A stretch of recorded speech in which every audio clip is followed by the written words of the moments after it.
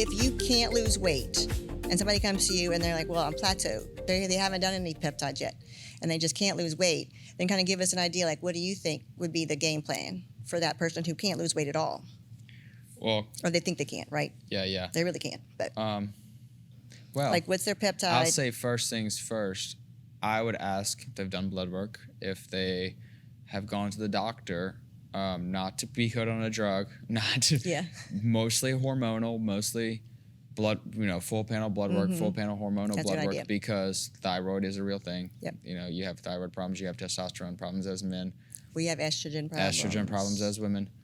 Hormones So there is bad. things that you can come to me and say, I can't lose weight, I'm eating 1,700 calories, I'm working out, or I'm eating all my body weight in protein, and I'm lifting and I'm not losing any weight. And I'm not gaining muscle as a big testosterone. I know that's testosterone. But those things are inhibitors of the thing, So I think there's no easy answer. Is what There's you're an saying. easy answer. And not everybody's the same. So it's pretty not. much like you have to go to somebody who's going to listen to the whole thing. So we do a saliva test, and I would love to do some blood work for vitamins. So no, because vitamin D, magnesium, C, E, A. I mean, like all of Mary those. Lee knows that she couldn't do the B12. Right. Like you would never know that. You would never know that. You And have actually, too that was causing high her B12? anxiety. Yeah. Yeah, that was causing anxiety, high B12. High B12. And people come into the office sometimes and they'll have mouth ulcers. And we found that out with my dad, your papa, that all of his B vitamins were low, so he needed B complex, and then his body would fight off from having an ulcer when you pull the skin or hit it with a toothbrush. He was getting ulcers.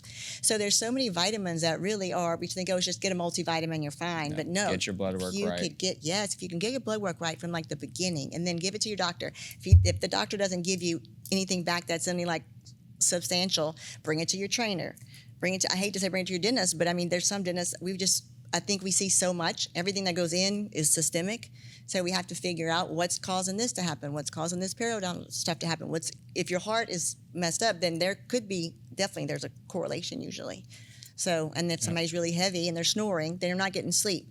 It's really all related. And that's kind of what I've been talking about. And what I really want to talk about a lot on the podcast, all of them, when we start adding them all together, is trying to touch on a little bit of all of this so people will start hearing and realizing, it is all systemic, and you can't not one thing fits all, not one training plan, not one diet plan, not one, peptide.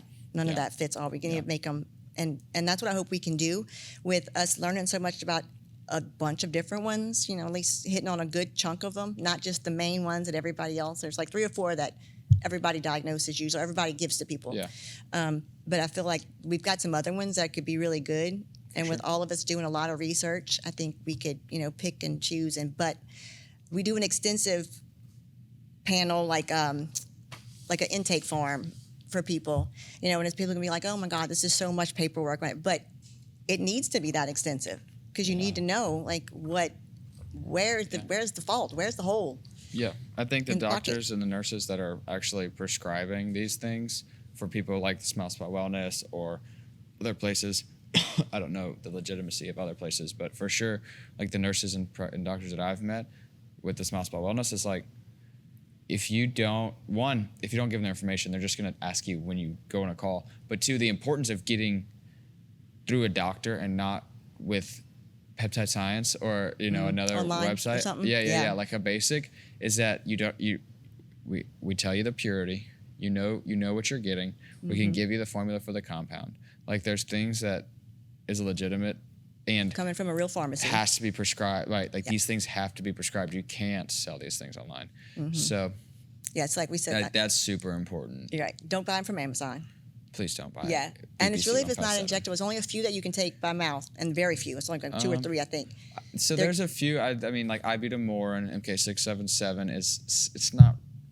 I'll call it a peptide for the sake of peptide. It's almost a peptide, but there's like that may be the only peptide I would say that can get through the gut lining in an effective way. There's oral peptides, but your gut is made to destroy anything that gets in it, and the peptide's not special when it comes to your gut acid. If your Yeah. gut acid could break down that ribeye 2 nights ago, it can definitely break down a little pill. You Yeah. know, But one there's molecule. some stuff that does get through the gut, and so you have to formulate it correctly. But these peptides we're talking about today on this show is not. You have to inject them. Subcutaneous. Yeah, subcutaneous. Always best and underneath close to the 2 spot. inches under the belly button. Yeah. Or PPC 157, TB 500. Which goes to the spot site. where the pain is, where the inflammation for longevity, same deal. Inch above the knee in that fat, or The an stomach inch below fat. the belly button. And that should get systemically for That will 100% anti-aging. get systemic. I'm excited about trying that one. Yeah, I'm gonna What look, is that? 25 again. All of them. Which one are you trying? Yeah, all of them. Okay. The CJC and the Yeah, that's 1295 for sure. I think in the what is it? Eplamorelin? No, Tessamorelin. How you say it? Tessamorelin? You're taking testosterone, the oral one? No. Ipamorelin. Then. Yeah, maybe that one. Yeah. Yeah, I think that's the one. That's the two that I Those want. are 2 IGF growth The more I hormones. do the research, They I should think help- so. CJC should help you sleep if you're having trouble. Yeah, Yeah, that would be good. there's some good ones to sleep too. So with our sleep, There's really good ones to sleep, but Yeah. these guys they'll get you there too. okay, I know there's so many good ones. There's so much. We could just keep talking about peptides. I'll have you back again for sure. We'll list them out and blow people's minds, make people drink from a fire hose. I'll have my paper next time. Yeah. You didn't want a paper. No. So, okay, this was another thing that I thought about was so funny because I heard this way back when and makes more sense to me now, I think, than it did before. But they used to say that you can't skip nutrition, which you always tell me that too. You can't out-train, and now you can't out-train or out-inject a bad diet, right? And that the six-packs are made in the kitchen. I used to be like, what does that mean? But yeah. No, y'all used to tell me that when I was. We used to tell you kid. that. Yes, you can't make a six-pack. You have to make it in the kitchen. It all It's starts in like the that kitchen. even in high school, but you don't understand that. Yeah. A lot of people don't understand that. Yeah, it did. So you can't really, the diet is really a big part of it. It's the It part starts of there? it. I mean, Yeah. like you said, I'm a crazy person that meal preps everything and does, but and I'm not saying anybody has to be this Nobody's going to be diligent. this Nobody's crazy. gonna be this crazy. Except Kim. But I've learned I wasn't ever this crazy. Like Never. This is new-ish in a sense that if I want to see what I can do, we're gonna push this limit. I don't have to change. I could have done the same workout and changed a few here and there. Now, obviously, I'm a trainer. I like to try new things and blah, blah, blah. But to change how I eat or to eat diligently the same things every, 5 weeks and switch it up and try out. If I clean my rice different, how that glucose monitor, how that affects my glucose. If you cook your fish, or if you, let's say broccoli, this is a better example. If you boil your broccoli, if you bake your broccoli, or if you air fry your broccoli, how does it actually intake into your body? Like, how are you digesting that? If it's burnt, you're not getting any nutrients. If it's super green and it's almost raw, your body's taking too long to break that down to have any effects.